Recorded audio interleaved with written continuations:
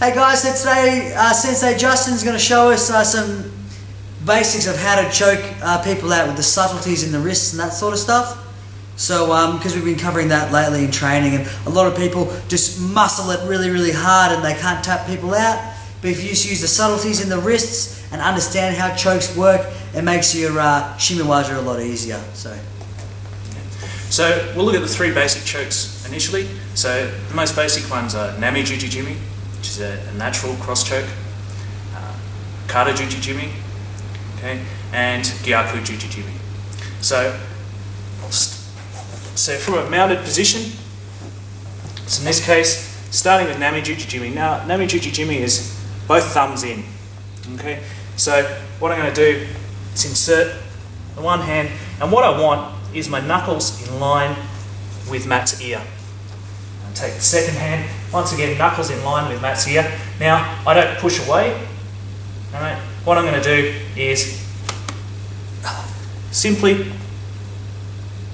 pull my hands away. So I use my wrists. So what you see a lot of players do is they get this nice hold, and then they pick the guy up off the mat, and they're like, oh, he's not strangling, and their arms are all the way crossed, and that's not going to go out.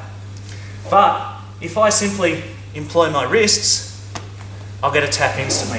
So all of that is from here, where I've got the grip, I do that. That little action is all it takes to actually get a good strangle. So second technique will be Kata Juji jime.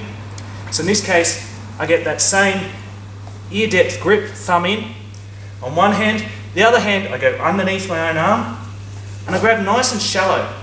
Okay. With this one, the biggest mistake people make is trying to cross both their hands high.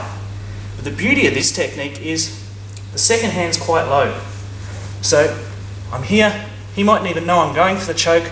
I'll insert my hand very low, slide it up till it's level with my elbow, and then I just hold the gi with the bottom hand. It doesn't really do much, it pulls down along the chest, not up, not across, just straight down along the chest. And the other hand does that same action with the wrist. So thumb in, I'm here. It's a single-sided choke, okay? Not double-sided, which is what most people try to make it into. Okay, the third of these, done from the top position, from Tadashio and mounted position, is Gyaku. So Gyaku, the fingers are in. But I must insert much more deeply. So instead of knuckles in line with the ear, it's actually the first knuckle of my thumb that's in line with the ear. And the same thing, I'm going to actually pull my hands away from each other. And straight away that choke will come on. It's a very strong choke, very effective. Most people try to rotate their wrists either one way or the other, and it does nothing. As soon as you try and pull your fingers away from each other, the choke will come on strong. So we'll just have a look at those three from guard. I'm in the guard here, and I want my Nami Juji jime. So what I'm going to do, I really don't want to leave his arms across here. So preferably, I'll try and drive one arm across, then I'll take it here. Usually, as soon as I come to here, he'll start to correct. So as he does, he gives me the choke. And then what I do is my hands, you can see my knuckles are in line with Matt's ears, pull away and the choke's on. So I make him do the work. So I put the first arm in, I push him across. So it takes a fair bit of effort sometimes, but that's the first movement. Now I don't try to hold him there. There's 100 different things we do on the ground that he's going to know about from here. So I let him turn back towards me, and he actually inserts the second hand for me. From that point, Strangles on. Now, Kata Juji jime is slightly different. So this time, once again, I reach up and I grab that collar with both hands and I pull down. Now once I do that, what I like to do is trap this arm. So I actually cut down on the elbow and I come nice and low, and then I pull down to my hips and then I do that little wrist action. Okay, this one's quite nice as well. If he's postured up, sit up, get that first hand, use two hands to bring him down, and then low with that second one, lock that hand on your hip.